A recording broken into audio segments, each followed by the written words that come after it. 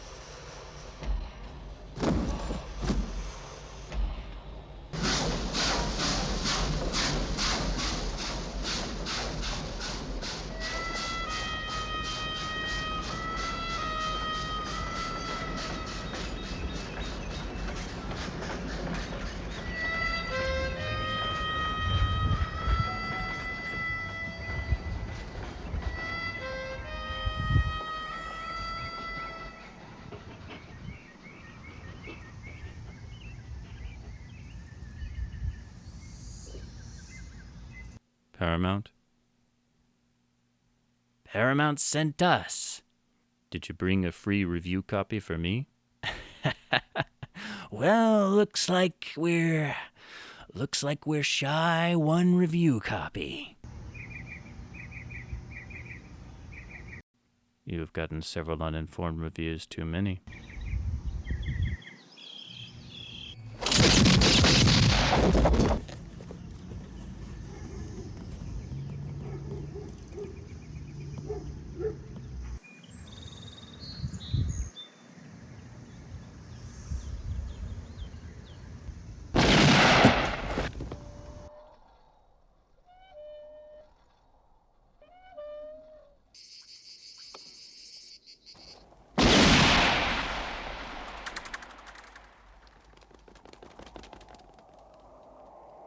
To catch a thief!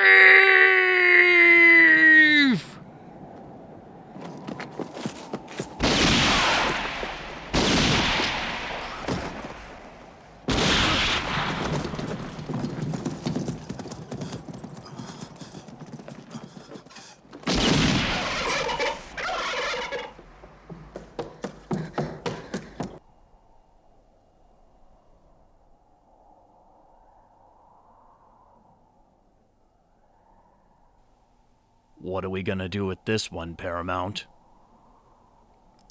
Now that you've selected the film for our 4K treatment.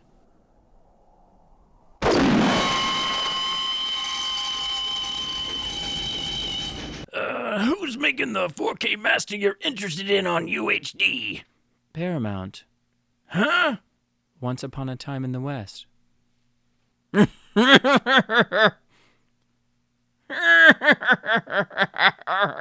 Paramount! Yeah, sure! That stubborn, stupid studio label, ruining films for years on Blu-ray and UHD. Paramount Presents! Only a loony label like Paramount could call that stinking piece of crap the ultimate in premium audiovisual quality. Paramount Presents!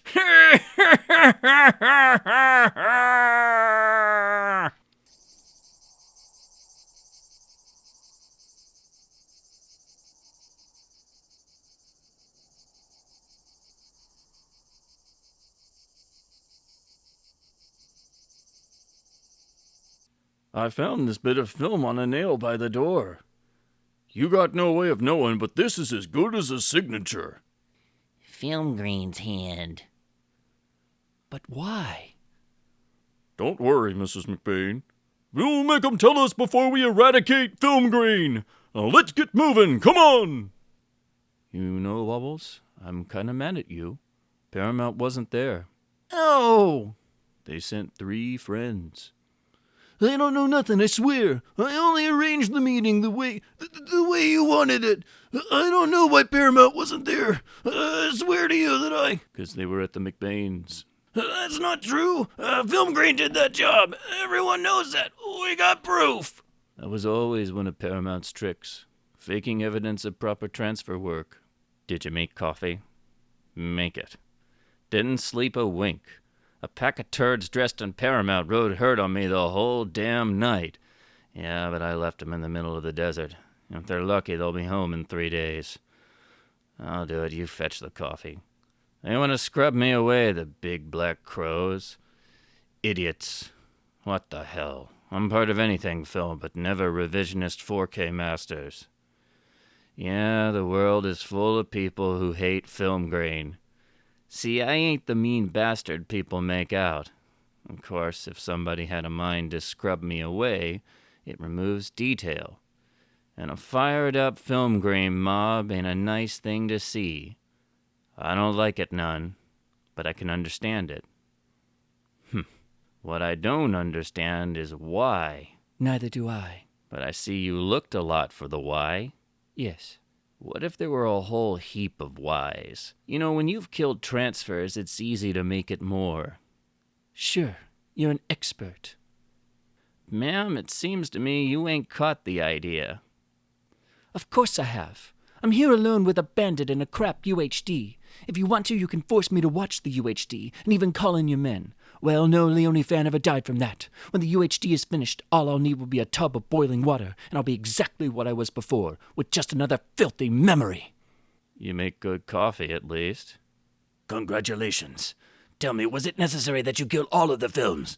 I only told you to quickly make new masters for streaming revenue. People buy better when films are dying. And can you tell me what good was your stupid video massacre? Now a Leone researcher and reviewer has turned up. So I didn't expect that. It happens in business. Let's say this is something that I didn't plan on. You wake up one morning and say, "World, I know you. From now on, there are no more surprises." And then you happen to hear Once Upon a Time in the West is getting a 4K scan.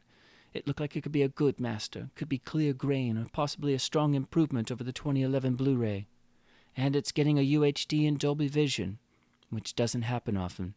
And it says it's a new restoration too, which doesn't hurt. So you think, the hell with not buying another screwy release. Now I'll say yes and plunk down another $40 plus tax and get the 4K UHD.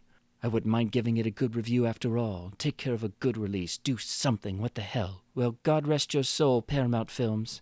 Even if he's going to have a job pulling out of the devil Paramount's grip. Your films have a high mortality rate, Paramount.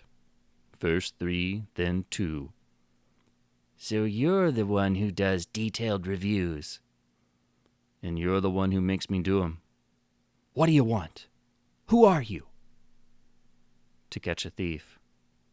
To Catch a Thief is dead a long time ago. Planes, Trains, and Automobiles. What's your name? Planes, Trains, and Automobiles is dead too. You ought to know better than anyone. You killed them. I think, yeah. I'm beginning to think I might be a little sorry killing you. You like being a masterpiece. The reward for this man is $5,000, that's right? Paramount was content with $4,970 less. There were no dollars in them days. But sons of bitches. Yeah. Who are you? War of the Worlds. The Godfather. More dead film masters. They were all alive until they met you, Paramount. You paid $40 for something whose mistakes all belong to me. $40 plus free review copies. You've got a right to make a profit, too. I wouldn't take too long thinking about it if I were you. You've got yourself into something bigger than you. You've got a chance to get out easy and with free review copies for life if you keep your mouth shut. You better take it. You sound like a real businessman, Paramount. Did you make coffee? This time I did. Good. My mother used to make coffee this way. Hot, strong, and good for getting through Paramount crap. Film grain. Huh? What's he waiting for out there? What's he doing? He's working on a piece of crap UHD. I got a feeling when he stops working, something's gonna happen. The future don't matter to us. Nothing matters now. Not the review, not the money, not the film. I came here to see you. 'Cause I know that now you'll tell me what you're after. Only at the point of finishing the review. I know.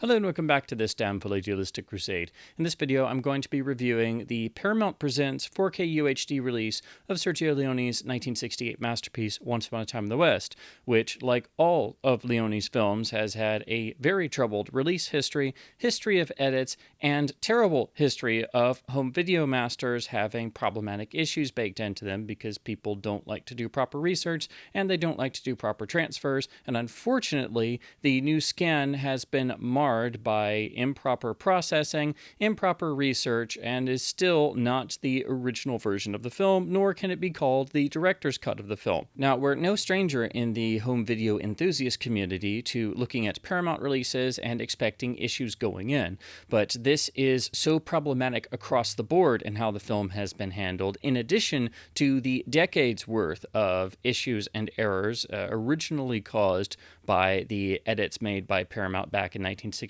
to the US general release version, which chopped out over 20 minutes. And then over various attempts in the intervening years, there were different versions then made of that version. The ending was changed multiple times, which has caused further issues. And then there were multiple reconstruction attempts, first in 1973 or so, with a handful of prints being made. And then in 1984, we had the primary reconstruction that all versions since have been based off of, that itself had errors and mistakes and was missing footage that was not reinstated to the film and has still not been reinstated to the film. But also the ending screw-up was created in 1984, which has forever wrecked the unbelievably sweeping music cue of Ennio Morricone to conclude the film. And so for 40 years now, the finale cue has been mixed with the reprise of Cheyenne's theme, which was intended as exit music, and mars the overall climax of the film dramatically, as the shift is not even hidden. It's very jarring in terms of the edit, and we are still technically looking at one of the reissue credit sequences where the end credits were moved up and the title logo was changed to the spinning version because in 1984 they used one of the later versions of the ending from one of the edited prints that was actually of a particular version that used a freeze frame and moved up end credits to try and cover up one of the really the worst original edit deletion from Paramount's 1968 cuts. So there's a lot of variance and issues with this being a Leone title.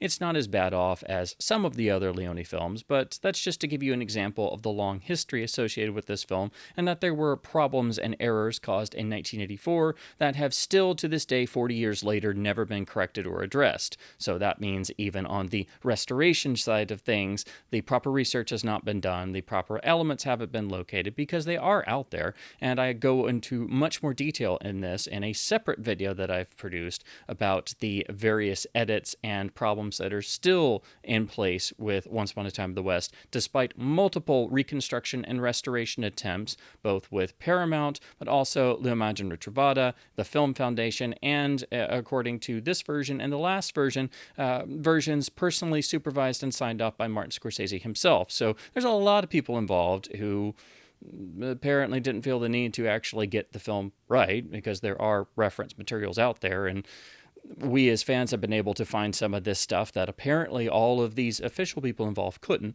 But that is a separate side thing. These are things baked in to the overall material and source that Paramount has worked from to produce this 4K UHD, which is about as craptastic as it can be in every single aspect of a physical media release. So to talk about the UHD release itself, and if you can't tell, I'm so beyond infuriated with how Paramount has treated this film after years of not really handling it properly and still not fixing their own errors and mistakes and still not replacing footage that is still missing from the film that is available elsewhere, and also not fixing the ending problem. The studio's typical lack of care and overzealous processing in terms of the modern 4K catalog masters they've been doing, basically everything comes to a head here, because every single element of this release is seemingly designed to be infuriating and as honestly insulting to the original work, to film fans, and to the consumer as much as possible.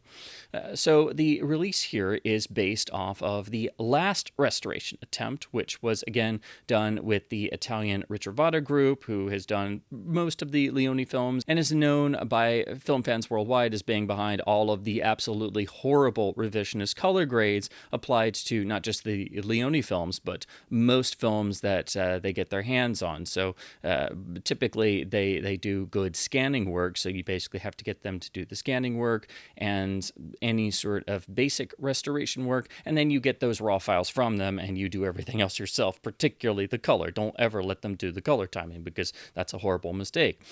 But thankfully, Once Upon a Time in the West has not had that applied to it yet. It's had various color issues over the years, but thankfully nothing like that.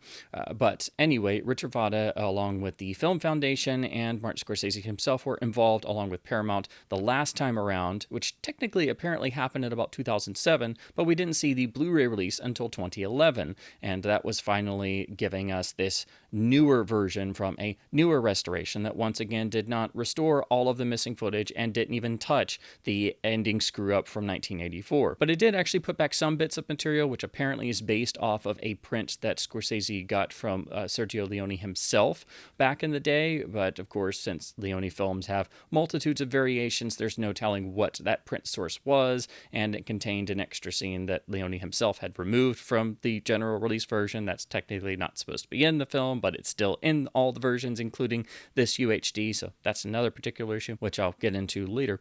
But this did, again, restore some bits of footage. It's less than a minute or so it's nowhere near all of the footage that's missing. There's still several minutes of material in the opening sequence that is supposed to be there, but is still missing, but at least we got back some bits of footage, and that extended version was presented alongside the 1984 165-minute reconstruction version that had been on all the past releases. So that Blu-ray had both versions, but this new UHD merely has the longer version. So if for whatever reason you prefer the 1984 cut without those extra seconds, then you've got to hang on to the old Blu-ray, but that's just a noticeable difference that they don't talk about or advertise. So again, this is the slightly extended version that we first got on video in 2011, and whatever that source seemingly is, has been given a new scan and new color grading, plus HDR with Dolby Vision as well, so it should be a beautiful looking solid 4K master and a big upgrade over the old 2011 Blu-ray. And that Blu-ray did have some notable deficiencies. It was a bit noisy in the transfer, the color seemed almost a bit desaturated, and it wasn't quite what it should be, but otherwise it was pretty much hands-off, in spite of baked-in issues such as not having all of the footage reinstated and still having the problems at the ending and not having any work done to the audio in terms of an actual restoration of the original mono mix or anything like that. Otherwise it was pretty much hands-off. So this new 4K master is a giant leap forward in terms of the technical source master, but given that it's Paramount, they can't leave things alone. So what they did was essentially do a DNR pass right off the top. So in spite of everything else that's going on here, there is a definite loss of detail, and you can tell this was done because there is a frequent sense of almost smeariness in some of the long shots. This is not aided by the horrible compression problems that are the other major issue I'll get into next, but there is definitely a sense of a loss of detail. It is across the board throughout the whole transfer, but it's been inconsistently applied, which is another Paramount trademark. They always usually do some sort of grain management, but in transfers where they're more heavy-handed about it, it seems to come and go in terms of the severity level. So you'll see some close-ups look halfway decent, but others, particularly all the close-ups of Claudia Cardinale, have been hit quite heavily, and she has the unfortunate sort of smeary face look. But in particular, there's a lot of the longer shots, or where there's a lot of people in a room and the camera is stationary at a distance. You'll notice that there is a definite sense of smeariness, and there is a definite loss of detail, even compared to the old 2011 Blu-ray, which again had issues of its own and had some video noise and things. So basically, they went in and did a DNR pass right off the top, which is something you would never even think of doing on a Leone title. And it's blatantly obvious. Now, thankfully, it's nowhere near as bad as it could be, because you can make out that there is some grain still in the image, or at least something they put back in there, because another modern practice is to completely degrain an image while you're doing whatever restoration work or cleanup work, and then put some of it or a grain plate back in at the ends just to have some texture in the image left. But there is at least some film grain left, but it's harder to see and make out because it's mixed in with all the terrible compression noise, because this is over compressed to hell and back. But the damage was already done because someone felt the need, in typical Paramount fashion, to go in and just do grain management right off the top and just basically take out a big swath of detail throughout the entire film. And if you want at least a sort of frame of reference, which you can easily do if you have other Sergio Leone films on disc, even though they're not perfect, if you go and look at the Kino UHD of The Good, the Bad, and the Ugly, that was an older master that unfortunately had the horrible Richard Vada color grading applied to it, and it was only done in SDR. However, if you look at that presentation, which did try to at least remove as much of the Richard Vada color grading as possible and used fan efforts to reconstruct the 161-minute international cut, and used fan source IB Technicolor dye transfer print elements in the new color grading to try and reference those in the appearance, and also used the fan Laserdisc mono capture of the English mono mix that they had already synced to versions of the film as the audio of the UHD. That release not only shows a label putting in at least some effort, well, really using fan efforts to influence their release and at least trying to get some long-standing mistakes fixed and addressed.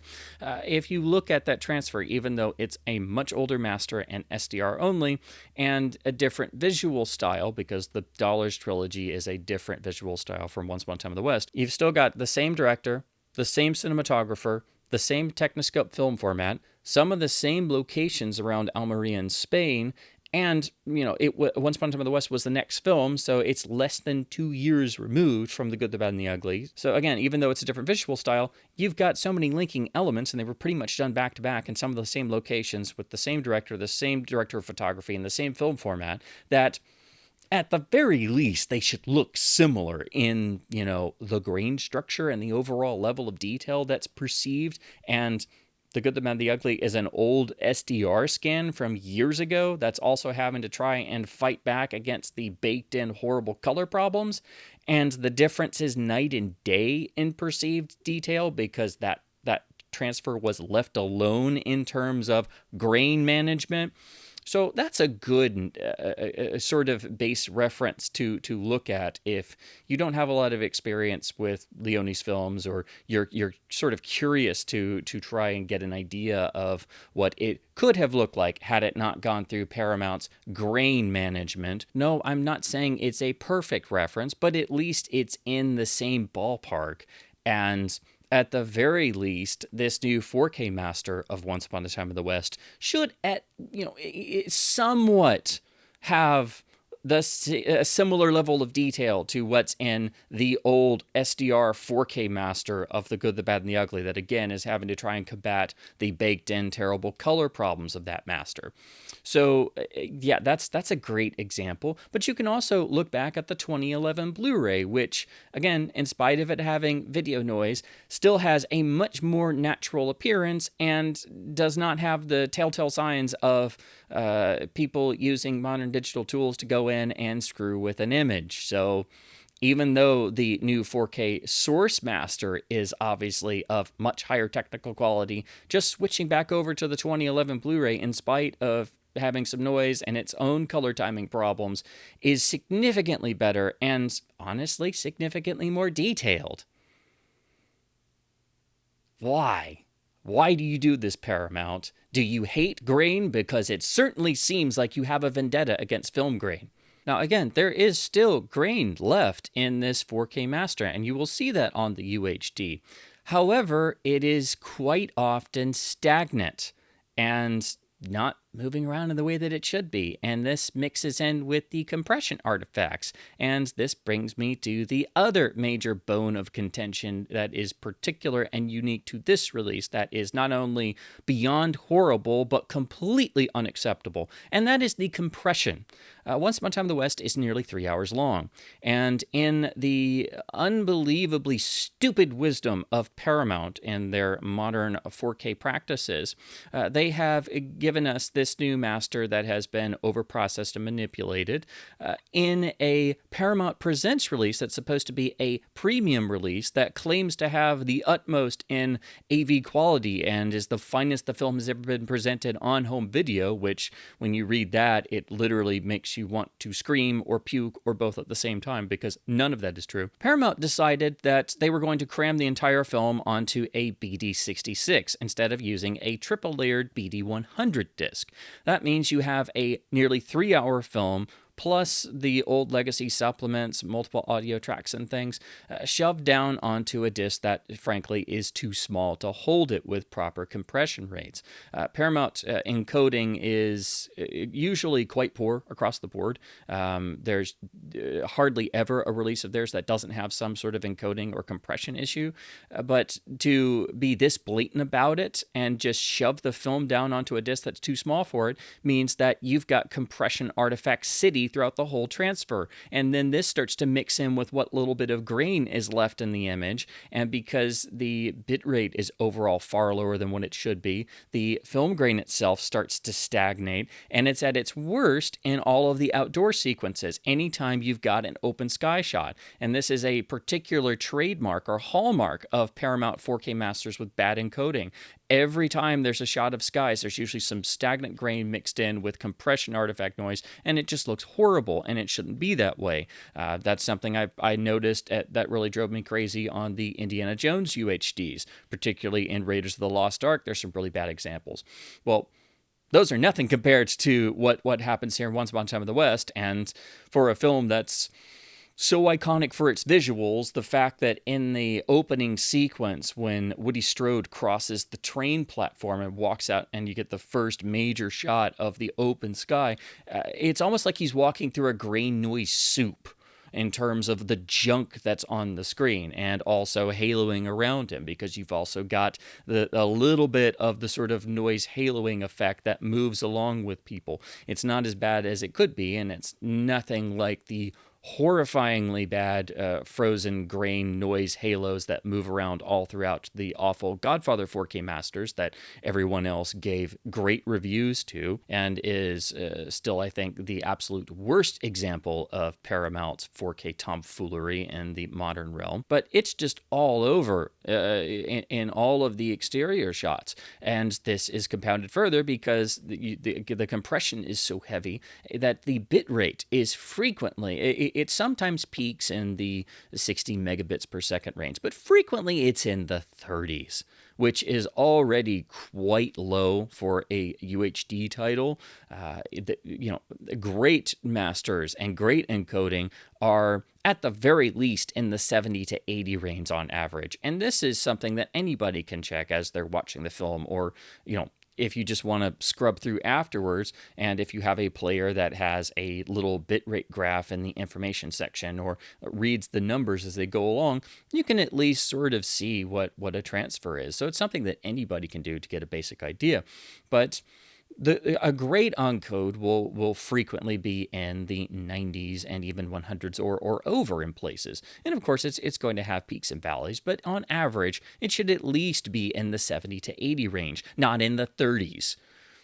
And then there are frequent moments where it drops down to almost nothing, which is another Paramount trademark. So basically what they've done is they've taken the 4K source scan, hit it with unnecessary inconsistent DNR, and then compressed the hell out of it on a disc that is too small for it. And so it's basically the cherry on top of the crap sundae that is all due to Paramount's incompetence and a lack of care and seemingly practices that they like and that they want to continue. And they think that none of us are going to notice this. And if we notice things or say anything, we're just going to get ignored or called crazy, or they're just going to say that their restoration efforts are the greatest in the world, and they're just going to slap a bunch of big names on it, and even have the audacity to put on the box that this is premium AV quality, the best it can possibly be on physical media. Which brings us to another point that thankfully some reviewers have also noticed, because there is a streaming platform known as Kaleidescape, which requires you to have their own proprietary equipment, which is quite expensive, but they pride themselves on having the highest possible quality for streaming, and this also includes 4K masters. They do their own encoding. Apparently they get source files from studios, the same source files that would be used for the physical media release, and they encode it as best as they possibly can within streaming limitations, but since they use their own proprietary system and they're doing it themselves, you frequently have 4K masters on that service that have significantly larger file sizes than what is going to be the streaming version on standard platforms. Well, guess what? The Kaleidescape version is the same exact source master, the same files, but it's encoded significantly better so that the file size is about 30 gigabytes larger than what's on the disk, which means it doesn't have the same ungodly amount of compression artifacts and errors and issues. So technically, a streaming version is better than the disk version that purports to be the greatest possible AV quality and is charging a premium price. And this is something that reviewers have been able to notice, just with the naked eye on a Kaleidescape system. I've not been able to check that out myself because I don't have a Kaleidescape system. I don't normally stream things, and I don't know anyone that has a Kaleidescape system. But if I could purchase the Kaleidescape version, which only costs $14.99 at present, so if you have the system, not only is the version on their streaming platform significantly better than the $40 UHD, it's also only $14.99 compared to the $40 inferior UHD. Why is this a thing? This does not make sense, and it's not the first time Paramount has done something like this, and having a version that should technically be inferior to the UHD actually be better encoded. And in fact, on this release, they've done it twice, which I'll get to in a minute when I talk about the new remastered Blu-ray disc of the 4K master. But the Kaleidescape version is also not perfect because it's only HDR10, so it lacks the Dolby Vision of the UHD disc. So that's what you lose out on, because as far as I'm aware, I don't think Kaleidescape does Dolby Vision. So if you have the Kaleidescape equipment, you can get a superior encoded, larger file size version of the new 4K master, so it won't have the excessive amount of compression artifact issues. I'm sure there's still some, because a lot of that is typically baked into how Paramount processes their masters, because even when a disc is well encoded in spots or doesn't have as many encoding problems, some of this stuff is still in there, unfortunately, because they like to try and manipulate as much as they can. But even if you have the Kaleidescape system and you get to pay less because it's only $14.99 for the 4K streaming download version, it doesn't have Dolby Vision. So while it's better in all other areas, it doesn't have Dolby Vision, and you're still going to have to deal with the fact that the DNR pass was already done. So even if the UHD disc had proper compression, it wouldn't undo the damage that had already been done by Paramount with the unnecessary usage of DNR, basically as a pass throughout the whole transfer, which seems to have been done right off the top as soon as the source master was prepared from the raw files. So in watching the UHD, and of course the 4K streaming version as well, even though it has less compression issues, it's still got baked in issues due to Paramount. When you're watching this new 4K master, it is at least a bit better in the interiors because the interior scenes hide things more. Most of the interiors are a bit darker because most of the sets are using sort of darker wood and it's lit differently. But the issues are most obvious in the exteriors and bright sunlight in particular. The HDR is another factor because you have both HDR10, which is on the disc, and the Kaleidescape streaming version, but then also the UHD disc has Dolby Vision. This is another case, as what we've we've seen on certain Paramount discs, 48 Hours springs to mind, where the Dolby Vision does sort of patch over some things, and it makes things better, and it makes things less visible, but that's not what Dolby Vision is supposed to be for, to try and cover up some of your encoding and incompetence. But even with Dolby Vision engaged, if you have compatible equipment, the problems are still there, and they're still visible, and you're still going to see artifacts, and it's still, I think, absolutely unacceptable and a terrible presentation, especially for a film as iconic as Once Upon a Time in the West. But then if you were to turn off Dolby Vision and look at this on an OLED television in HDR10, the issues skyrocket in intensity because, again, the Dolby Vision is sort of combating against that and sort of smoothing things over and patching things over. Well, in HDR10, all the artifacts are worse, and what I felt was unwatchable and unacceptable in Dolby Vision, I go through the roof on HDR10 because it's just so much more blatant, and the compression artifacts are larger and more prevalent to the fact that even the sort of little bits of motion noise halo blobs that I could pick up on slightly in the Dolby Vision version, in HDR10 they're more like force field blobs. A particular example, if you notice things like this, if you watch the opening sequence, the shot of Jack Elam in the rocking chair in front of the telegraph machine, there is a sort of bit of rope or wire that comes in and out of frame, sort of dangles down. Well, if you look at that in Dolby Vision, you'll note that there's a little bit of noise and junk on that piece of rope or surrounding it.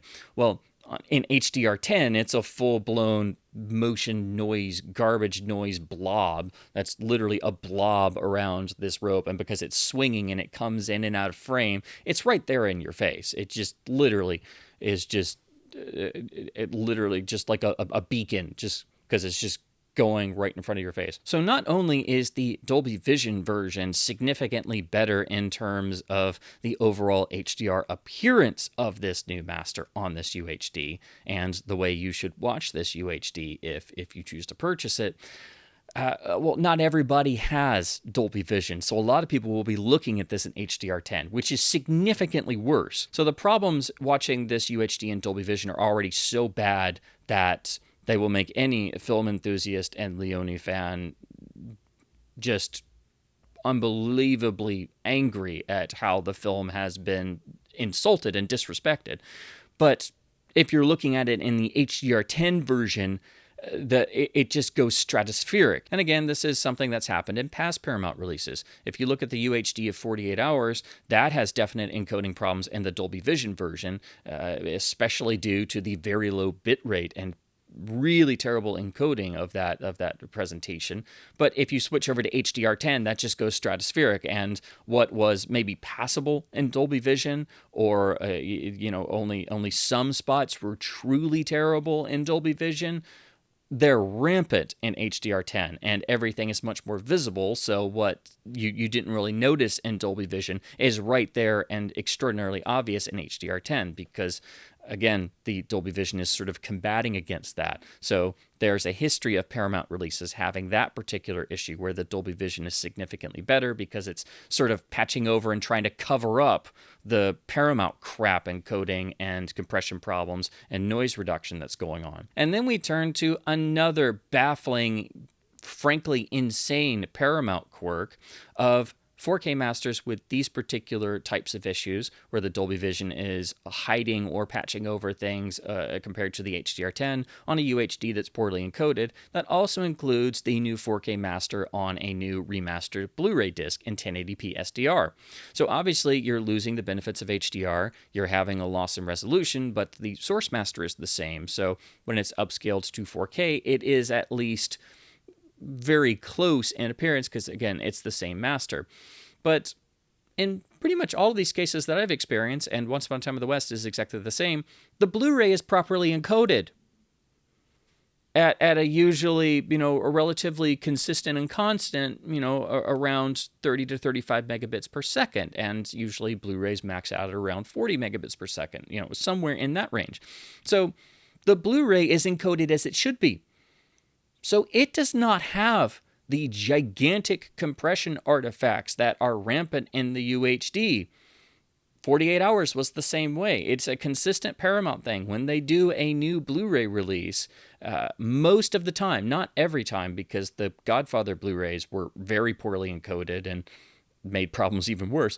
But in all the other cases I've seen, you find that the Blu-ray is actually better encoded. And so technically in the compression, it's better than the 4K UHD. However, it's still the same source master, so you've still got the same smeary look problem that is rampant due to the inconsistent and unnecessary DNR application. But because it's 1080p and SDR and it's being upscaled and it still has the traces of film grain left in the source transfer, it sort of mitigates that a bit. And again, the compression is not the major factor that it is on the UHD. It's still a slight issue because some of the stuff seems baked into the Paramount source master. But if you're looking at the Blu-ray upscaled on a 4K television, in several different ways, it's actually preferable to the UHD, even though it's 1080p SDR, and it sort of masks some of the issues. And also, when I upscaled this, for some reason, it seemed to have a little bit of additional noise in the transfer on the SDR disc, and strangely enough, that mixing in with the fact that I'm upscaling the disc and there's still a little bit of film grain in the transfer and it doesn't have the rampantly terrible compression artifacts like the UHD does, it kind of gives the effect of almost giving the transfer almost some of its detail back that was missing. So it's absolutely baffling why Paramount has done this consistently.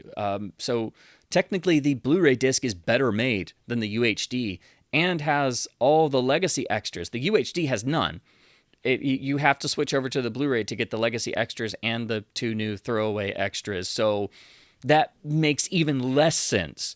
So the Blu-ray is better made across the board than the UHD disc, and they're using the same transfer, and none of this makes any sense. So if you are still viewing in a 1080p environment and you haven't upgraded to a 4K television yet, you can buy this release and you are getting the new master on a remastered disc that is technically better made than the UHD. But of course, it's still the same source master, and even with the slight perceiving of more detail due to the added noise and lack of as many compression problems, you can still tell it's got that sort of smoothed over look.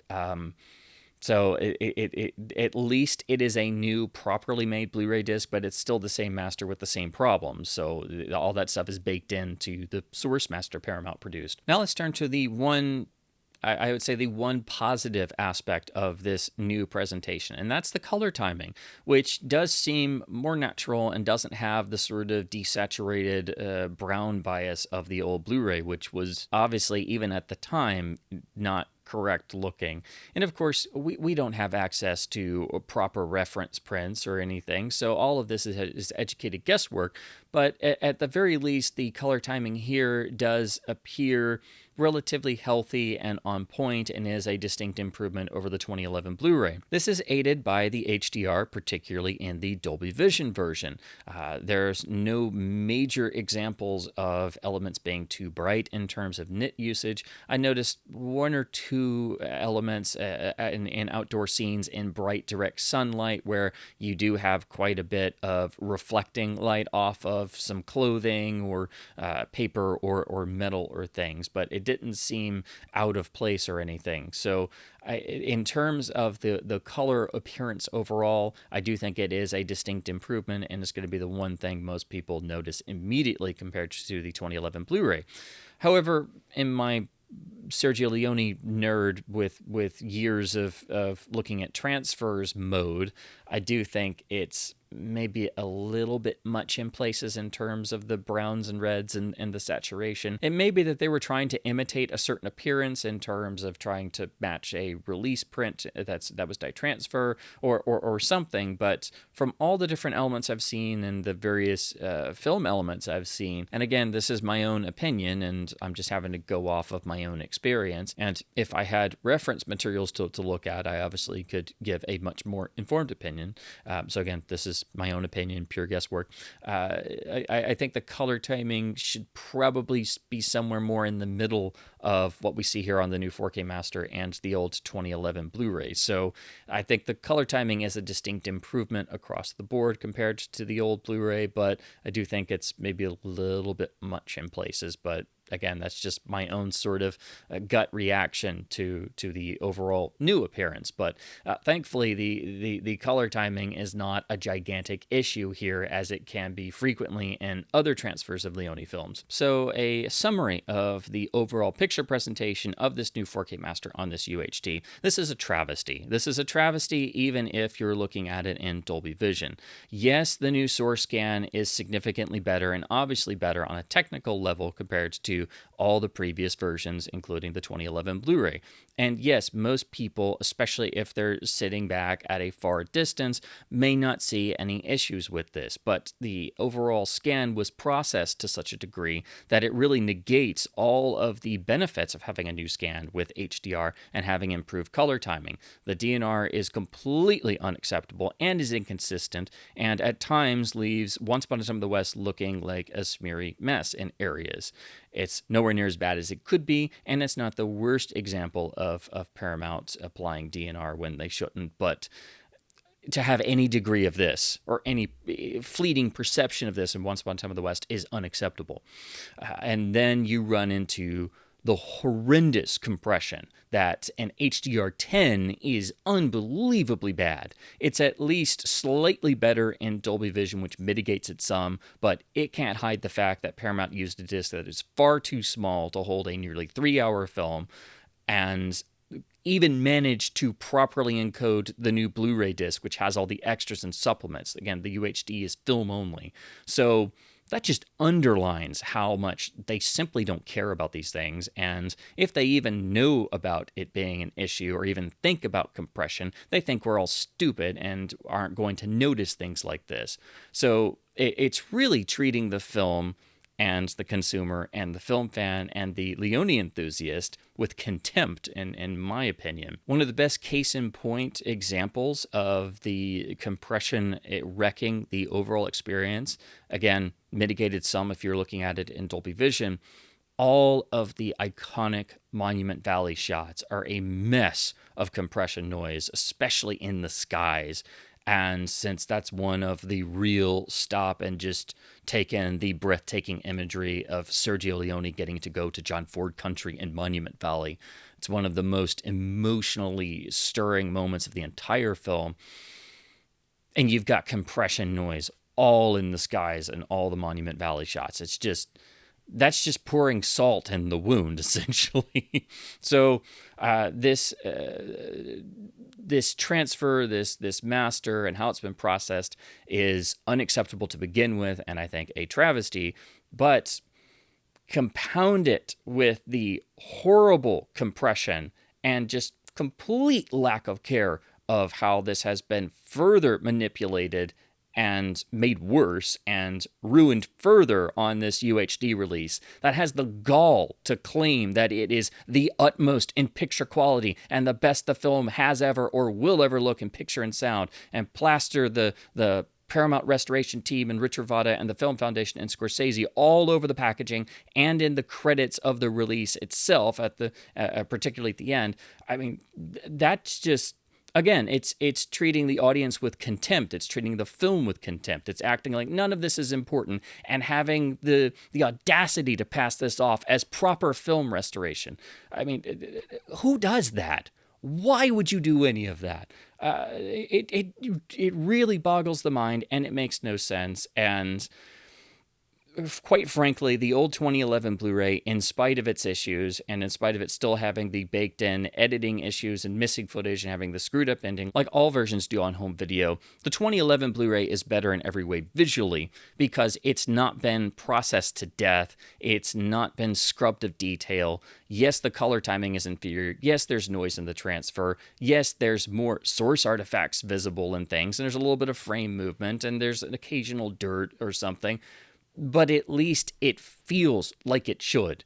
and it hasn't been shorn of detail, and it doesn't have compression artifacts to an insane degree because somebody decided to shove the film down onto a disc that was too small for it. And again, using their inaccurate master in terms of the edit and missing footage that had already been processed to a degree that was already unacceptable. So the only upside to this new transfer and this new master on this UHD release or streaming is the fact that it was a new scan to begin with. So if you can look past all of the problems, or if you're not as discerning a viewer, you may find this acceptable, or you may find it even better to the 2011 Blu-ray, which is understandable for those who don't have higher end equipment in terms of an OLED with Dolby Vision, or if you're looking at the streaming version, or if you don't really look at transfer things. It shouldn't be up to fans and people watching films to basically give themselves a crash course college experience in terms of trying to understand film preservation and how to present films properly and how to transfer them properly. But I think it is still so blatant that I think most people would be able to tell that there is a significant difference in how the film has been manipulated. And honestly, I would advise everyone to just stick with the 2011 Blu-ray in spite of its issues and its color timing issues, because at least that hasn't been manipulated and processed to the degree that the new 4K version has, which is, again, unacceptable and treating both the film and the consumer with utter contempt. The only upside to the 4K master is the color timing. That's it. So if the color timing of the 2011 disc has always bothered you to a very great degree, then obviously you'll want to look at the 4K release on the UHD or streaming. But do keep in mind, outside of that, the master has been processed and compressed to just an unbelievable degree. And then we turn to the audio, which is basically recycling the 5.1 remix originally done for the 2003 DVD and the Lossy Mono track that was found on the past releases as well. It is also slightly playing around with the EQ of the tracks, and so they are not fully identical to what is on the 2011 Blu-ray disc, but they are pretty much the same audio presentation options, just with some light tweaks and things, and that's another thing Paramount likes to do. Unfortunately, the audio is quite inferior in its quality. I'm not a fan of remixes, but at least this one was not a completely revisionist 5.1 remix in adding new sound effects and changing all of the placements, as the worst example for a Leone film being the MGM 2003, The Good, the Bad, and the Ugly extended cut 5.1 remix, which did all of those things and is arguably the worst sound remix of all time, because Leone's films were meticulously designed in their sound in their original mono form. But while the 5.1 mix for Once Upon a Time in the West didn't do those things, it is still revisionist in terms of its overall balance being different. It's now a multi-channel environment for the sound. Morricone's score is basically more in the original stereo form, and the overall loudness levels are different. The effects are differently mixed. It is a different mix, and it honestly alters the overall experience of all the individual sequences of the film, because it is not exactly the same as the original mono mix. So personally, I have no use for the 5.1 remix, but at least it's decently done enough if you must insist on having a multi-channel mix for a film released and mixed in mono in 1968, and of course dubbed into English. Unfortunately, the 5.1 remix is always put out first and foremost and is the default track, and I believe is also the track on all the streaming versions, which usually don't have alternate audio options. You're not able to stream the film with its original audio track. Now, the track labeled mono on this release seems to be the same as the 2011 Blu-ray's mono track. However, it has been EQ'd a little bit more, and I think a little bit more noise reduction has been applied. The mono tracks from the DVD onward are noticeably a bit thin sounding, and definitely have the telltale signs of having processing applied to them and noise reduction and EQ, and they sound nowhere near as full-bodied as they should, and they're still based on the 1984 reconstruction work and source audio. So technically all of the audio that has been put on releases is basically reworking the 1994 letterbox reissue Laserdisc, which had a PCM version of the 1984 mono with the errors, but it wasn't messed with, and it does have some source defects because they used a print source that did have even changeover cues in the Laserdisc transfer. So when the DVD was prepared, they made the 5.1 remix because they had some stem sources, it seems, but they were working from similar elements, so some of those source defects have actually carried over to all the releases, but they've gotten less and less audible due to increased processing. But it's still technically working off the 1984 audio, and of course it still has the ending audio problems of the wrong music cue edit. Again, the mono track on the modern releases are also lossy, so they're not even lossless, but they've been processed to such a degree over the years that it's hard to even tell if it's actually the original mono mix or a down mix of the 5.1 remix track. But again, they're all based on the same elements anyway, so they are going to sound extraordinarily similar. But the overall thinness and low volume and tinny, lacking in warmth feel that you get from these lossy mono tracks, particularly on the UHD, because again, it's been processed a bit more compared to what was on the lossy 2011 Blu-ray mono track. To compare it to the 1994 Laserdisc PCM track, it's just night and day. It's no contest. The film sounds alive again, basically, even though it's got the 1984 ending music problem and doesn't have all the footage back in it. So this is another case where the Laserdisc PCM track is pretty much left alone and sounds exactly as it should, and is so far ahead of all the modern versions of the mono track that it basically makes the lossy mono on the UHD worthless when you know how the film is supposed to sound like, and the lossy mono on the UHD has been so processed that it sounds thin and just lacking in impact. So there's another major issue with this. So I'm not really happy with the audio for either track. Again, I don't think the remix is as good as the original mix. By far, it is inferior throughout in terms of the overall difference of impact, and it is not the original sound design. And the mono track here doesn't sound the way it should, and it's been made to sound slightly even worse compared to the lossy mono track on the 2011 Blu-ray.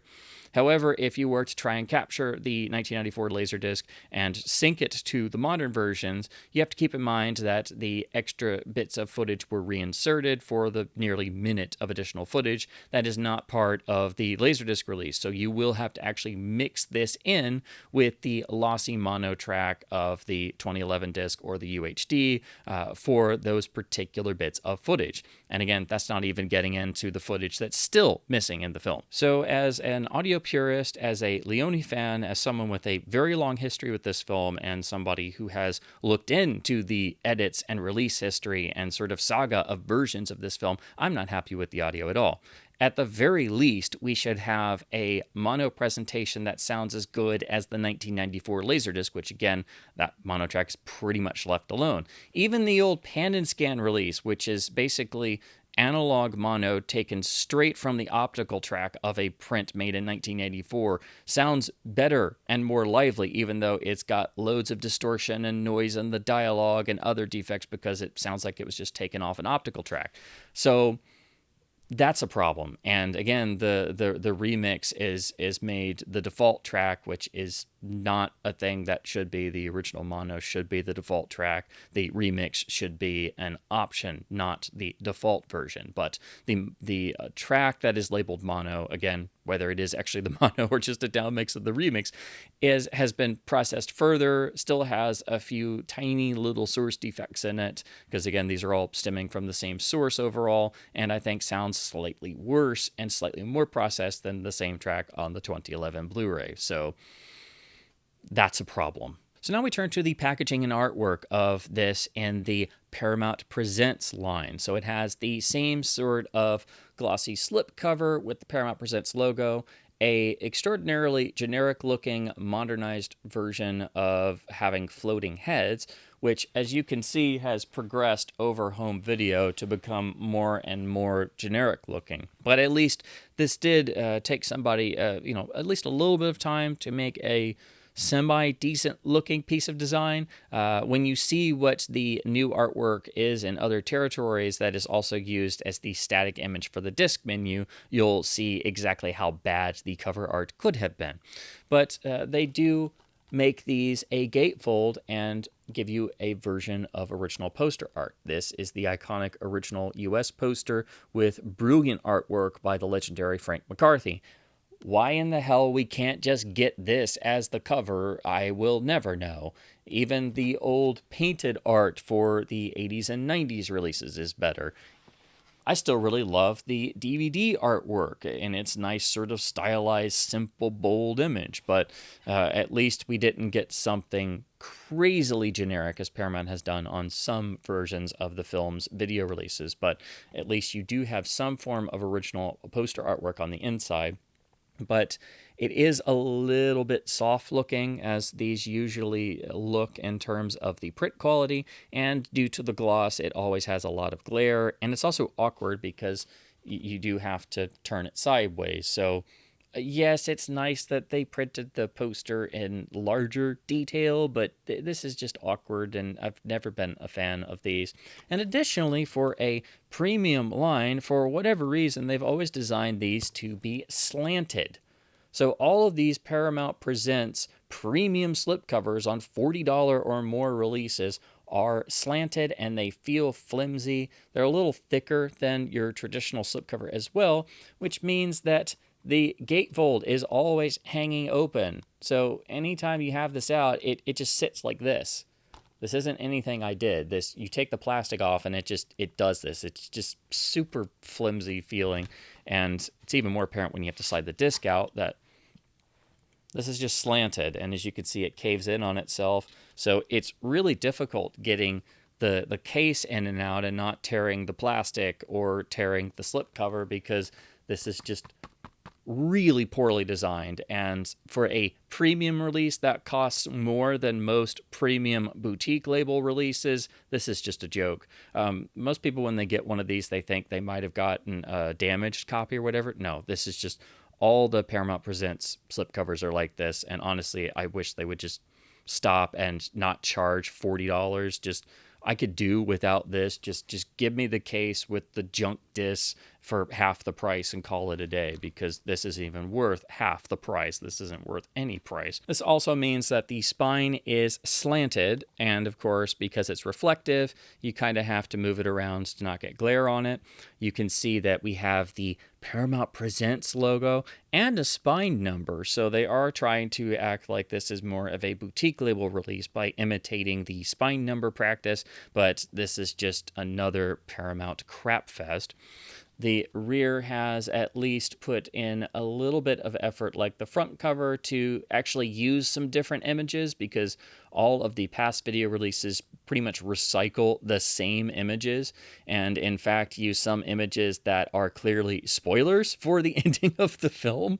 So I at least appreciated that this does have a couple new photos, but it does have the plastering of all the names, especially Scorsese's name, all over this, as having supervised and signed off on this transfer, which if he did, I really find that a suspicious statement. I think they're talking about the 2007 and 2011 work, and if you saw a version of this, I'm sure it was before, it was like a higher res file before it was compressed down, and probably before it had the DNR pass on it. And if he saw how this disc turned out, he should be royally pissed off about it, and that they put his name all over it. But then again, he might have said this was okay, and then I don't want what any of them were smoking when they said that this was okay in any shape or form.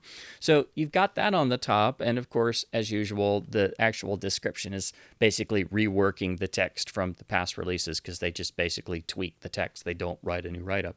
But it's even smaller because they had to take out most of the text to cram in putting all the names on, and that this is in HDR10 and Dolby Vision. But then you get to this load of crap here where it's talking about being directly from the studio's library, and they've never looked better on physical media, each lovingly remastered from new film transfers with never before seen bonus content, exclusive collectible packaging, and all that BS. And once you've seen the disc and you just see that they had the audacity to put this on there after charging you a $40 premium price tag, it's just, ooh, this is the stuff that just gets you incensed, really, because this is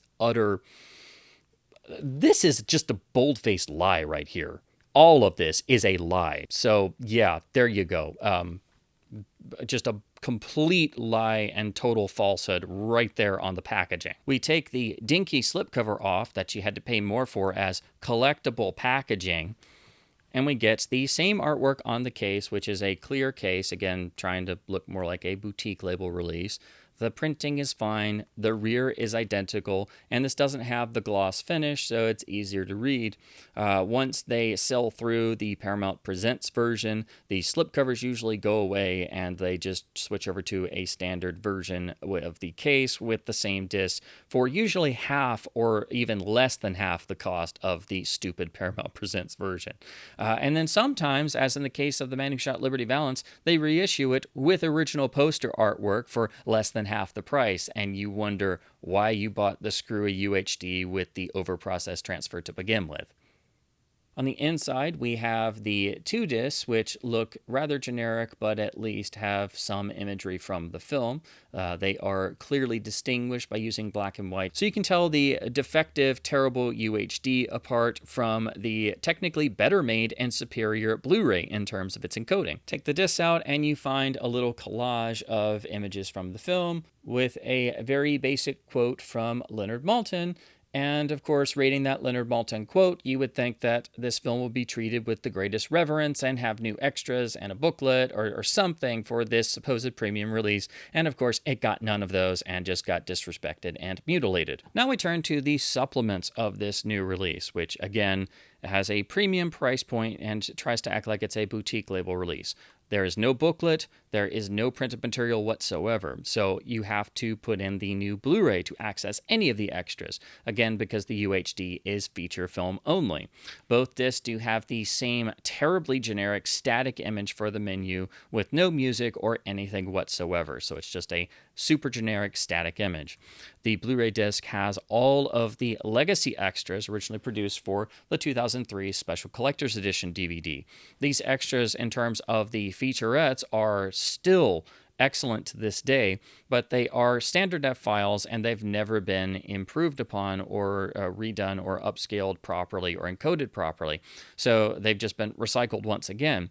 And interestingly, I had the producer of the extras actually comment on one of my Twitter posts that he did offer to actually upgrade those legacy extras with his own source footage and things, and also wanted to replace the film clips with higher quality clips, because basically it looks like the film clips are taken from the old Laserdisc master from '94 due to time to get the features done for the DVD, but also they were not taken from a very quality source of the Laserdisc master and have a lot of noise and things, and these get compounded further in the not so well encoded versions on the Blu-ray and UHD that have been ported over again. But Paramount refused to let him go in and upgrade his own featurettes and things, and he says he still wants to do that, but they've just never let him do that. So that's something that Paramount could have easily let the featurette producer do, to actually go in and upgrade the quality of the footage of the featurettes he made in 2003 as part of the extras package. But at least there's some form of them here, and they have been carried over because they are substantial and excellent and feature a lot of incredibly important interviews with original cast and crew members, but then also you've got a lot of big names as well in terms of big name directors, which is the main draw for most people. The same commentary track from the 2003 DVD is ported over. It is a combination track of basically those big names along with Sir Christopher Frayling. Unfortunately, Frayling was not able to do a solo commentary like his other Leone tracks, and you have to deal with a lot of other people talking in a obviously cut together number of interviews that are spliced together. Unfortunately, most of the other comments really aren't helpful or useful at all, and some people have clearly only seen the film once or twice and spend a significant portion of the commentary being given spotlight time and wasting said time by just kind of questioning why Leone did some things. And again, they clearly only saw the movie like twice, and it makes you really wish there was just a solo Sir Christopher Frayling commentary, the guy who did commentaries for all the other Leone films, who's Leone's biographer and knew the man and is his greatest champion. So that would have been nice to get for this release, but no, we didn't get that. So again, we do have all of the 2003 legacy extras ported over. They've not been upgraded. The featurettes are standard def upscales, which at least they upscale okay, but you're going to notice a lot of noise and artifacts, and that could have been remedied by at least encoding them properly, or letting the producer who has offered to do so actually go in and upgrade his own original featurettes in terms of having better source quality. But that's too much for Paramount to do for a premium release that they're selling as a premium release and have put no other effort into. We do actually, though, surprisingly have new extras, but they're worthless, to be honest. The first is a very brief, around 5-minute Leonard Maltin introduction to the film. This is a fine little introduction piece in the style that Leonard Maltin has done for many different video releases, and it's basically like a glorified introduction and outro for a TCM presentation. So obviously, there's not enough time to get into the nitty-gritty of the film and the production and its themes, but he hits upon some of the basic elements and some of the notable actors, and even gets a mention in of John Ford's masterpiece, Sergeant Rutledge, with Woody Strode. But it's just a short little intro. It's not really worth purchasing the release at a premium price point for a short little introduction that, if you've ever seen the film before or read the Wikipedia article, you obviously know all the basic ideas and sort of basic points about the film. So it's not telling you anything you don't know. But at least it's something. It's just a basic intro. It is what it is, and that would be fine if we had more new supplements that were of merit. The real main new supplement of note is a new commentary track, which I'm surprised Paramount even did. Usually, if they do anything, they just get Leonard Maltin to do one of his basic short introductions, which, again, is fine, but if you've seen the film, you know everything that's going to be said there. It's not like it's a lengthy piece with real meaty critical discussion. But this new commentary track is by the two guys who run and make the Spaghetti Western podcast. So this is another example of a studio label or boutique label turning to the world of podcasting or online or YouTube or other areas of social media to get people to do extras. Now, I'm usually loath to criticize commentaries because I know for a fact myself how difficult they are to do, especially when you're on your own and you're making it yourself. It's a very, very delicate art, and so I am beyond respectful of anyone who tries to do a commentary, because I've done almost 30 and they never get easier. And until you sit down in front of a microphone and try to get over your nerves for starting a commentary recording, you don't know how hard it is to do. But it makes you appreciate the good commentaries all the more. And this commentary has no real substance to it. I mean, it's two guys who obviously love spaghetti westerns and they have a podcast of their own, but they just kind of talk about the film a little bit. There's a lot of gaps in the track. There's a lot of them also sort of questioning some of the plot points, which are kind of baffling because they're obvious plot points. So they just kind of generally talk their way through the film. If this was a commentary as part of a podcast series that you could just enjoy as somebody who listens to podcasts, and it's obviously not professional, it's just two guys talking about a film they really like, that would be fine. But to have it on an official release and act like it's a great new supplement, no. This is, again, I'm happy they at least made a commentary on their own and that they were able to get it on this release and that Paramount even has a new commentary track. But this is a missed opportunity to have Sir Christopher Frayling do a full-length commentary track for Once Upon a Time in the West, or a legitimate diehard Leone critic or historian besides Frayling, get a real heavy-hitting commentary jam-packed with information and detail, because there's none of that in this. This is, again, it's a commentary from a podcast where two guys are just kind of talking about the film. And it was a chore to get through, really, because there's no new information, not really any new insight.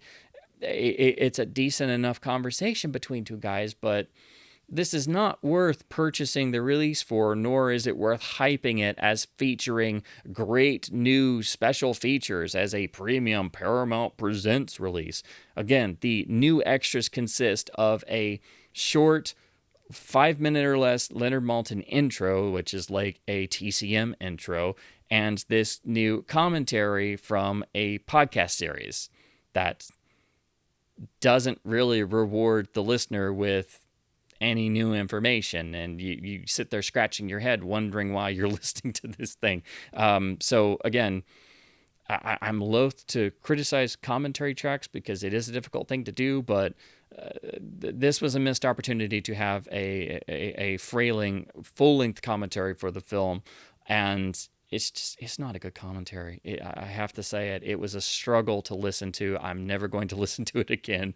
It is not worth purchasing this release for the new supplements, which again is why I think they're really worthless in terms of looking at this as a premium release priced at the same level as a extra stuffed boutique label release. So I really have an issue with this trying to pass itself off as a premium release, which it is not in any sense of the word. But the final extra is actually the inclusion of the film's original trailer, which seems to be the US trailer in scope, so in the original aspect ratio, scanned from a film source and in HD, at least halfway decently encoded. Of course, trailers can vary wildly in their color timing and their overall accuracy, so it's not something to look at to try and say, oh, well, the trailer's like this, so it must match the film exactly. But the trailer is a raw film scan done years and years ago that's been pretty much left alone. So on this Blu-ray disc, you have at least some bits and scraps of the film that have a more naturally filmic looking image to them compared to the overprocessed and overcompressed 4K master. So again, that just pours salt in the wound. So I would advise people to look at this trailer because it is encoded in HD and it is in color and in the original aspect ratio, to at least, if this is the only version of the film you have, get a sense in at least a small degree of how much more filmic this transfer could and should look. And again, I would also point people to look at the Kino UHD of The Good, the Bad, and the Ugly. While not an exact reference, it at least is more in the ballpark of what this UHD should look like. Because again, you've got the same director, the same cinematographer, some of the same locations, the same film format done slightly before the shooting of Once Upon a Time in the West. And then lastly, we come to the film's long-standing version and edit problems. As I've alluded to over this video, there are a variety of different cuts of the film, mostly stemming from Paramount having ownership of the film and making drastic cuts for the 1968 general release, removing over 20 minutes of footage. But then, like all other Leone films, there are different versions in different countries. Different versions have turned up over the years, different bits of footage, but there is a significant number of errors and issues, and even the latest Paramount 4K master of the film, because they're working from US elements and the print Scorsese has, and they have not done the proper research into all of the European versions of the film and versions of the film with all of the correct amount of footage. And on top of that, because mistakes were made in the 1984 reconstruction, and they've used that as the basis of all restorations and versions since, acting like the 1984 reconstruction was the complete director's cut and original vision, which it wasn't, then that's just compounded these issues. So essentially, we've had 40 years of screwy issues dating back to that reconstruction, and things have never been corrected. Again, some footage was added back and present on the 2011 Blu-ray, and that's present here, but it's not all of what should be there. So to quickly go over the issues that are still found in this newest version and all the home video editions that of course stem from the 1994 reconstruction, there is a significant amount of footage that is still missing from the iconic opening sequence of the killers waiting for the delayed train. This was present in all European prints of the film and can even be found in European prints that survive, such as the German version. This was also part of the original US release print in 1968, which was the complete film and only available in major cities for a very brief window of time before those prints were yanked by Paramount and physically cut to produce the general release 1968 prints that went wide and were, of course, the film dramatically compromised.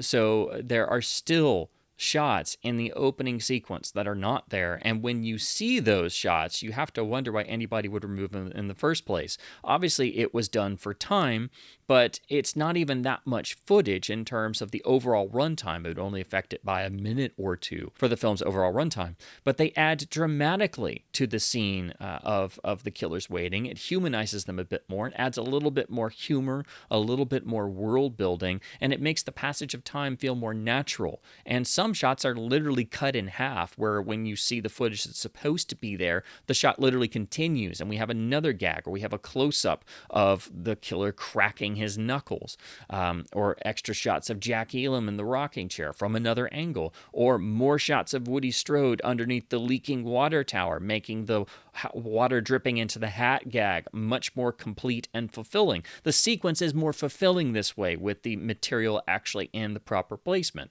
and this is still missing. They did add some of this footage back, which is part of the 46 some odd seconds of this longer version, but this is stuff that needs to be there. It was in all of the release prints worldwide on the original 1968 release. It is the version Sergio Leone intended, and due to Paramount's series of continuing edits over the years, it was removed. Now, another scene that is actually in this master that really shouldn't be, that was removed by Leone and is here due to Paramount's series of continuing edits, is what is known as the Harmonica Rising scene. This is the scene found in all of the video versions just after the iconic opening shootout that concludes the opening sequence. We see Charles Bronson as Harmonica basically get up and slowly recover from getting wounded in the gunfight. This scene is significantly long and is slower paced, just like the opening sequence, and it is something that was also slightly extended for the 2011 Blu-ray, so it even has a few more seconds put back in, so it's even a little bit longer here. But this was removed by Leone in the editing process and is not in any of the original non-tampered with 1968 release versions. And the idea of removing this was to basically go from one gunshot at the end of the gunfight at the end of the train station sequence to another gunshot starting the hunting sequence and introducing us to the McBain family. And it's a really beautiful editing conceit. And it dramatically improves the pacing and the flow of the film, because when you see the film without that, as it was in all 1968 release versions, even the US original and cut release in 1968 did not have this scene in there. The film plays much better, and it's a brilliant conceit because we don't see Harmonica reappear again until the trading post sequence, and it makes his reveal much more dramatic, and it gives the character a sort of spectral quality, almost like a sort of ghost-like quality of vengeance, and it's doing the whole seeming to kill off your lead character at the start of the film like You Only Live Twice did just the year before. So it's a brilliant conceit. Some people have even compared it to the legendary edit in 2001: A Space Odyssey of going from the thrown bone to the orbiting space missile platform and doing the time jump.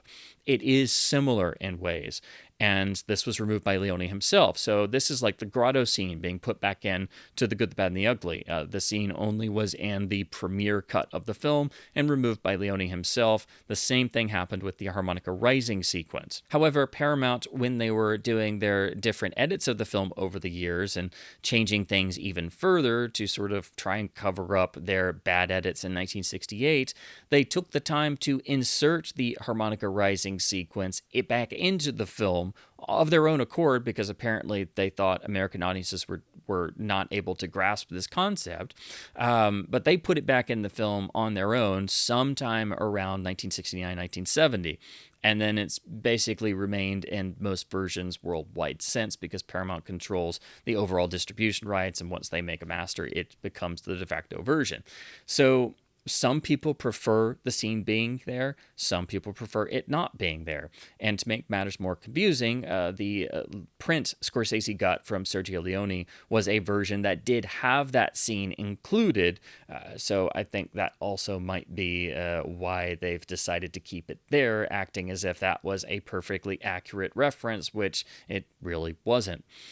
So at the very least, the Harmonica Rising scene should be branched as a viewable option on any release of the film. You should be able to have the ability to select to view the film with or without that sequence. And honestly, I think it does need to be removed. The film does dramatically improve in its pacing by not having that scene there, which drags the pace down even further after the opening, and the editing flourish, the conceit of the edit is absolutely genius, so you can see why that scene was removed. But at the very least, that scene needs to be branched on any modern release of the film to accurately have the version Sergio Leone intended and reflect the version that went out for the original 1968 release worldwide. The other major problem is the ending music and end credits errors that stem from the 1984 reconstruction.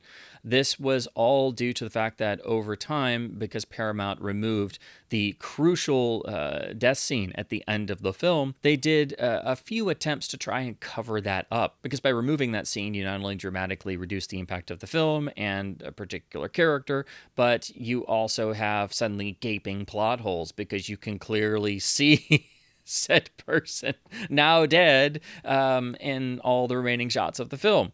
So at various points, they tried different fixes, including removing further shots and then employing a freeze frame to then try and cover up the removal and not mess with the audio placement and the picture placement. And they even moved around the actual end credits, so they started sooner, and they did a new animated spinning logo of the film. So the Once Upon a Time in the West logo that spins around is technically not the original title credit, and is also not reflected in the original foreign release versions, which have a more static credit at a different place and differently placed end credits. So basically, long story short, when they were doing the 1984 reconstruction, they were using the previous reconstructed prints done in about 1973 that had put back all of the footage, but for whatever reason still had as the ending the sort of freeze frame version. And so when they put back in the footage that had been removed and took out the freeze frame and stuff, suddenly the picture no longer matched the audio. And so what they decided to do was do an edit of the music cues, and this has lasted ever since. So if you ever wondered why the unbelievably beautiful full rendition of Jill's theme, that is the finale cue of Ennio Morricone's score, suddenly jarringly transitions into a final rendition of Cheyenne's theme, which is the jaunty sort of banjo-led theme for the character that is tonally completely different and not what you would put over that end shot of the credits. And if you ever wondered why there was that jarring transition, it's this particular choice made in 1984 that is actually an error, because Morricone famously recorded his score before the film was shot, and Leone would play it on the set for the actors and the crew, and his finale cue was perfectly timed so that it matched the entirety of the long shot where the end credits played out. So basically, when that cue starts, it plays all the way until the film fades to black and we get the Paramount logo. Well, for 40 years, it's had this particular issue, because they basically, and it's a very obvious edit. You can literally hear the finale cue being faded out prematurely and Cheyenne's theme being faded in, and they cut off the front of that cue, so that's not complete either, because they're just trying to make the audio track fit the picture. In the original release version, you had the finale cue play out in its entirety over the end credits to black, then you would have the Paramount logo, and then there was a small reprise of Cheyenne's theme as exit music, like the film was a roadshow film, so that would play in the darkened theater, or as people started to get up and leave, and it was sort of a final sort of flourish of the film's cynicism, a sort of little wink at the audience in a sort of very cynical way. It's like a final last flourish, or almost like an after-dinner mint in a way. But it was not meant to be over the end credits or edited and shoved into a bad, obvious edit of the unbelievably beautiful and emotional finale cue. So the film's ending impact has been severely harmed for 40 years now, and all of the successive restorations have not addressed this whatsoever. They've just retained it, and even the remix retains this and makes it more obvious because the music is remixed too. And it's so easy to reconstruct because all you have to do is take the two cues from the soundtrack, which are there in their entirety, and you can literally place them over the film yourself. They sync up perfectly. You start the finale cue at the same point that it starts in the film. It plays all the way to black, and then you put the full Cheyenne's theme reprise after the Paramount logo as about 2 to 3 minutes of exit music, and there you've actually fixed the error yourself. It's stereo cues, so it's not the original mono mix, and it doesn't have the effects and things, but you can actually do that because the cues are perfectly timed to the footage. So that's been a problem for 40 years, and usually only super nerdy Sergio Leone fans find out about this or saw the original releases and know that it's an issue. But basically, if that edit and change in the music has ever really bugged you, because to say it's like a wet blanket is an understatement, that's actually an error. That's a screw up that has lasted 40 years. So that should have been fixed several restorations ago, but that's still a problem. And you can even find older prints that have the correct music, and if we could somehow get the original US titles from a 1968 print, that would go a long way into being able to reconstruct this. But of course us fans don't have access to things like that, but you can find foreign versions or various old prints in varying states of quality in terms of their preservation that do have some form of the correct end credits and have the correct end music. And they just needed that in 1984 to have a proper reference, but they didn't have one, so they made a goof, and they were doing the best they could, so I get it, but it's also an error that we're still stuck with 40 years later and several restorations later. That's just a brief overview of the problems that still exist in terms of the edits and errors and footage that's missing from the so-called ultimate restoration of Once Upon a Time in the West. This is long-standing stuff that goes back at least 40 years to the 1984 reconstruction, but really goes all the way back to Paramount's continuing series of edits that started in 1968. I have made a separate video going into far more detail about all of these with comparisons and such, but I felt it was important to at least give a Cliff Notes version here in this video so you know that in spite of whatever Paramount claims, this is not a complete version of the film. This is missing material. It has a scene that Sergio Leone removed himself from the original release version, and this is now the umpteenth restoration that has basically continued these errors and problems. And while they put back some footage in the last restoration, it wasn't all of it by any means. So to summarize, I think this is a crap effort. This shows disrespect to the film. This shows disrespect to the consumer because it's doing all of this and having a completely inferior product across the board and trying to pass it off as if it is a premium release at a premium price point of $40 plus tax.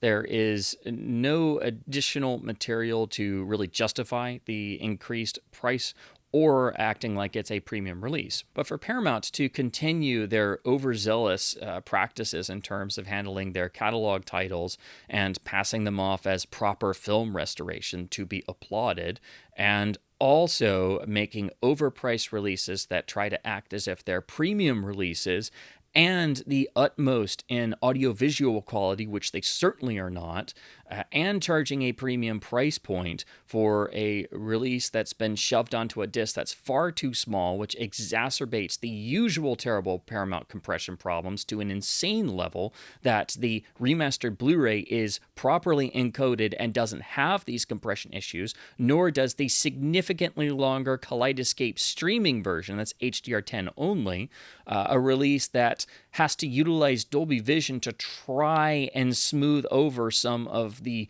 absolutely stupid overprocessing that has been done, first with a completely inconsistent and unnecessary DNR pass that really desecrates the legendary Once Upon a Time in the West and ruins what is seemingly otherwise a technically superior new 4K scan that does have better color timing, that is then ruined further by horrendous compression problems and still has inferior audio presentations. And on top of that, if all of that wasn't bad enough, this is yet another restoration that manages to not address any of the long-standing issues caused by Paramount edits and past restorations, but they couldn't even be bothered to go and actually locate and source the additional missing footage that is not in any Paramount master of the film, and all of the footage they didn't put back in the last restoration. They only put back a little bit of it, and they didn't even bother with looking into maybe, trying to fix the 40-year-old ending music error that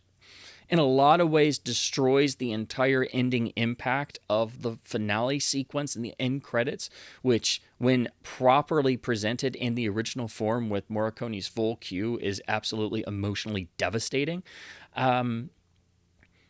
It beggars belief. You have to wonder what the people at Paramount are thinking. You have to wonder if they're even aware of the stuff they're doing. And quite frankly, they have to be aware because all of this stuff seems calculated, and it being bundled up and packaged like it's a premium release once again as part of this stupid Paramount Presents line, which is not premium in any form of the concept, trying to pass itself off like it's a boutique label release with a boutique label level of quality as if it was a Criterion or Arrow release is really insulting to the consumer. It's as if they think that we're all stupid, and if we were to notice any of the glaring problems that we don't know what we're talking about, we're just some crazy person on the internet or another crazy Leone fan who has done more research and has tried on their own to try and figure out the film's release history and piece it back together themselves than Paramount ever has. I'm used to Paramount 4K masters having problems. I'm used to their UHDs being quite frankly terrible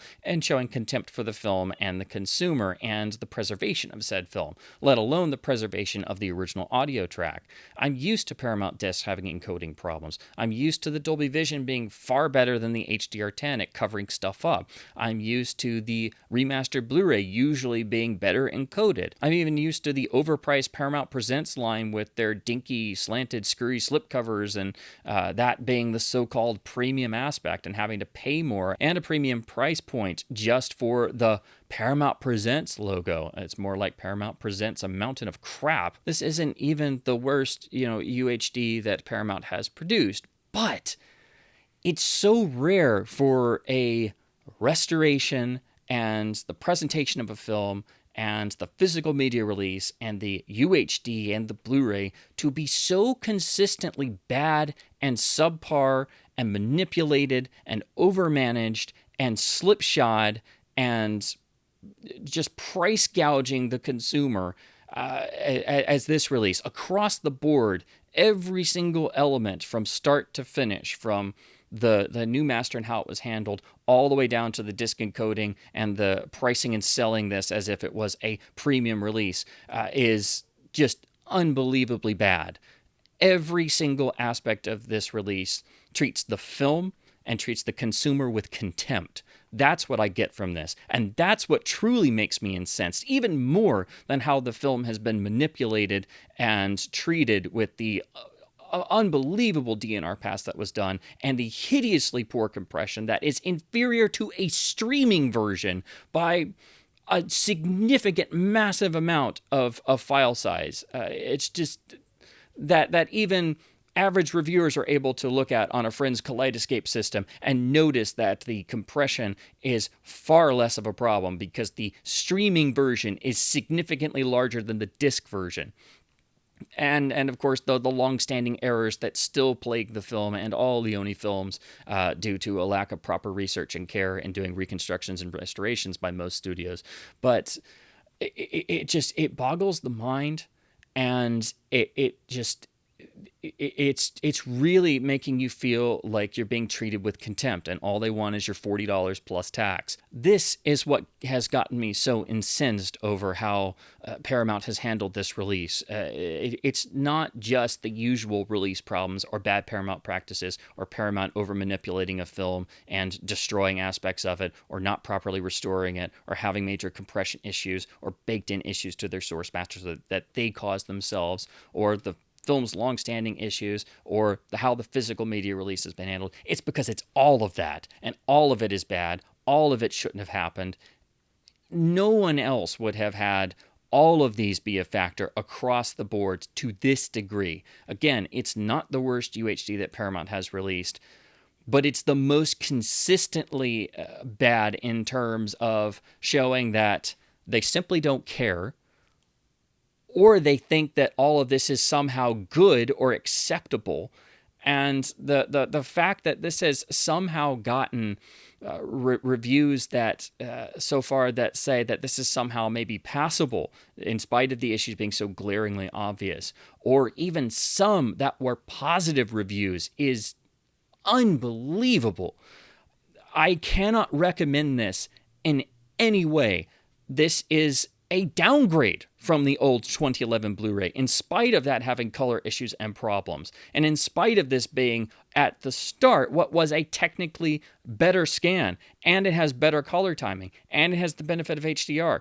The way Paramount has treated this has actually made it an inferior release on a UHD, topped off by the hideously bad compression on a disc too small that clearly underlines how Paramount treats the consumer with contempt, and charges a premium price point for a release that has the audacity to claim that the film is properly restored, that they can put the names of the Film Foundation and Martin Scorsese on this piece of crap. And again, I would wonder if they saw the final release product, what they would think about their names being put on this.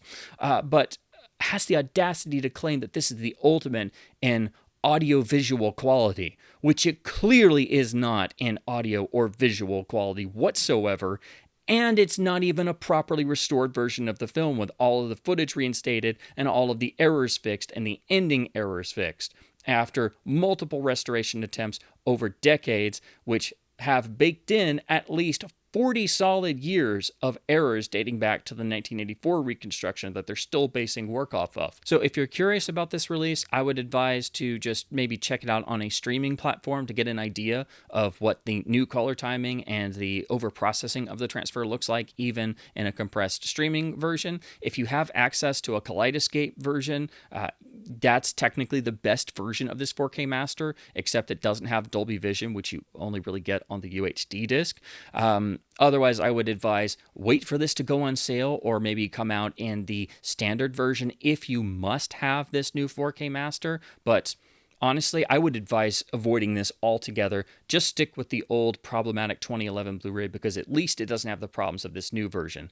Yes, this was technically a better scan. Yes, some people may say, well, it's still better than the old Blu-ray. Well, yes, it has improvements, but you have to look at what those cost. What it has cost us to get those improvements is, quite frankly, more Paramount, unnecessary, insane tomfoolery that, once again, underlines how they do this on a consistent basis. And quite frankly, I wish they would just stop. I wish they would go back to not even touching their catalog titles if this is how they're going to do things, and try to pass it off as proper film restoration and try to get applause and credit for this asinine work and presentation, and contempt for works of art and film fans and the consumer.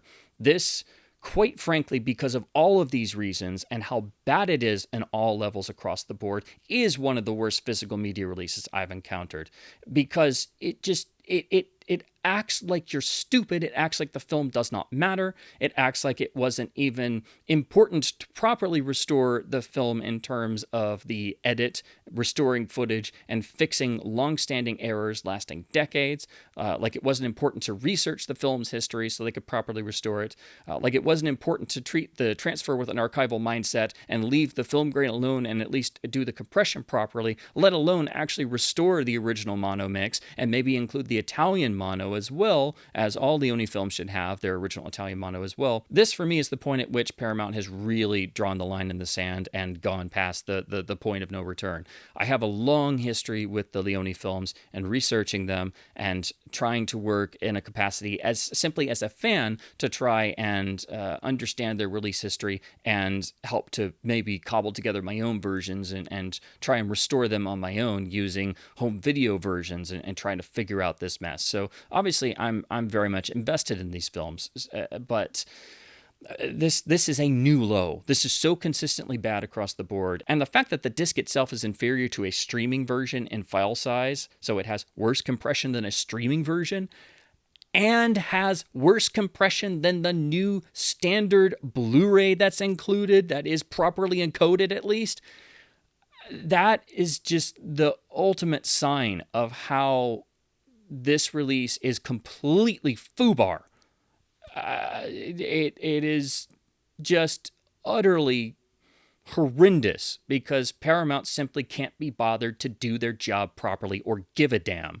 So if you can't tell, this release and master and just the whole thing has gotten me incredibly, quite frankly, upset. And I think this is the proper reaction of any Leone fan or film enthusiast or physical media enthusiast, because, again, it's treating you, the consumer, with contempt and acting like you're stupid and acting like this is a perfectly fine business practice to sell you a manipulated version of a film, then poorly produced and presented on a disc, and charging a premium price point and acting as if it's a fancy release with the ultimate in audiovisual quality, and even putting that on the box and putting a bunch of big names on there as well to try and pass this off as proper film restoration. This is an insult. This is an insult to the consumer. This is an insult to film fans everywhere. This is an insult to Sergio Leone fans. This is an insult to fans of the film. This is an insult to the film. This is an insult to Sergio Leone's work as well, most of all. So I think that about sums it up, that, again, I think this is one of the worst physical media releases of all time for all of those reasons, in terms of it being so criminally bad and incompetent across the board that it shows Paramount does not care about films and doesn't care about the end product. They just want your money, and they want to act like they're doing proper film restoration. So honestly, I would advise people to send Paramount a message and not support this release, not support this revisionism, not support this film restoration masquerading as proper film restoration, and just stick with the old problematic 2011 Blu-ray disc in spite of its issues, and also try to cobble together your own better sounding original audio track using the Laserdisc mono, and trying to source the missing footage on your own, and also trying to fix the end music problems on your own to the best of your ability, which is something I've toyed with for years now. Because as always, it's left up to the fans to do the work themselves that the studios simply don't care to do because they don't give a damn. So I hate to be so negative, but this release certainly calls for it because Paramount sure as hell doesn't care. So as always, please do keep supporting physical media releases from labels and studios that actually do care about films, unlike Paramount. And yet again, this is yet another Sergio Leone masterpiece ruined by studio incompetence and transfer incompetence and incompetence on all aspects of physical media releases. So it's nothing new for us Leone fans who have multiple shelves of different formats, of different releases of his filmography, which are cursed on home video and cursed in preservation. Not one of them has an absolutely perfect master or release in picture and sound. The closest ones are, of course, the Warner Archive Blu-ray of The Colossus of Rhodes, but that's only the US cut of the film, and then the Kino UHD of The Good, the Bad, and the Ugly, but that still has baked-in problems of the Richard master in terms of the color timing, and the positives of that release all come from actually working with fans and using fan efforts to produce a more accurate release, which Kino then turned around and didn't do for their UHDs of a fistful of dollars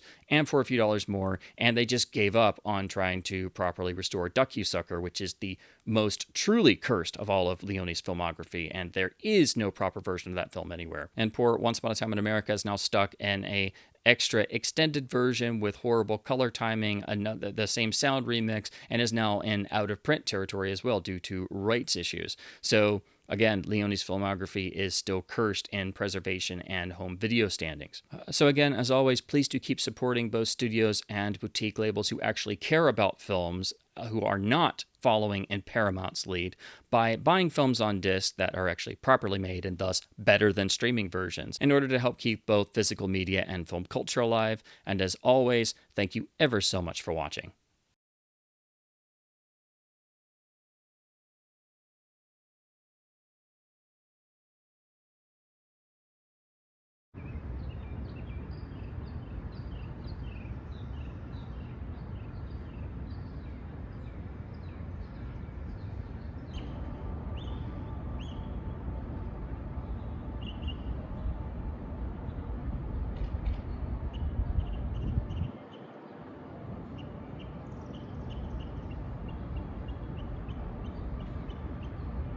Paramount Pictures Home Entertainment is proud to spotlight a unique line for collectors and fans, Paramount Presents. From celebrated classics to film lover favorites, each title comes directly from the studio's renowned library spanning over 100 years of storytelling. These movies have never looked better on physical media, each lovingly remastered from new film transfers, featuring never-before-seen bonus content and exclusive collectible packaging. This definitive Paramount Presents limited edition includes both HDR10 and Dolby Vision restored from the original camera negative by Paramount's archive team, La Imagen Ritrovata and the Film Foundation, and personally scrutinized and signed off on by Martin Scorsese.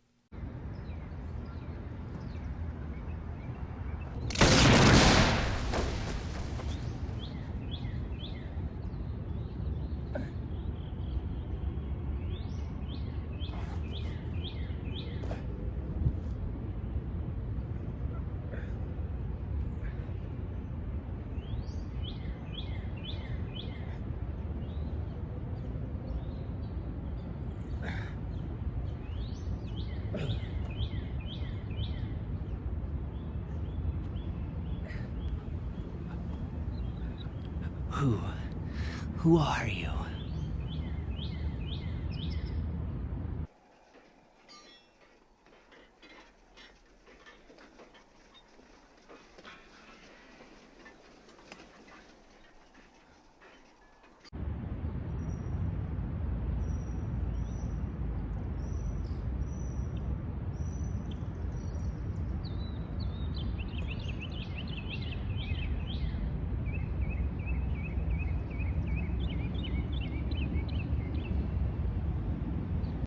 You don't understand. People like that have something inside. Something to do with cinema. If that fella lives, he'll come in through that door, pick up his gear, and say adios. I hope Leone films will be properly preserved someday. Someday. Sorry, damn fool idealistic crusader. I gotta stay here. Who? I ran into Mr. Paramount. I didn't count on that half label from the studio. They got scared. Hey, DFIC. When they do you in, pray it's somebody who knows where to scrub away grain. Go away, go away. Go away, I don't want you to see me die.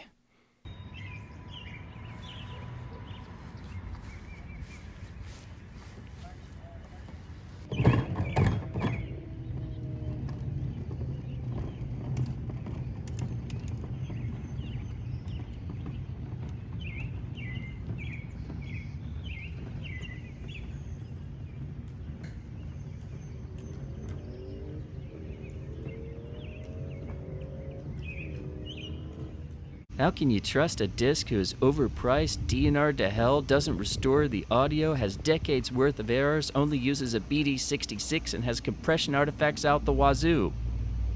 The disc can't even trust its own accuracy.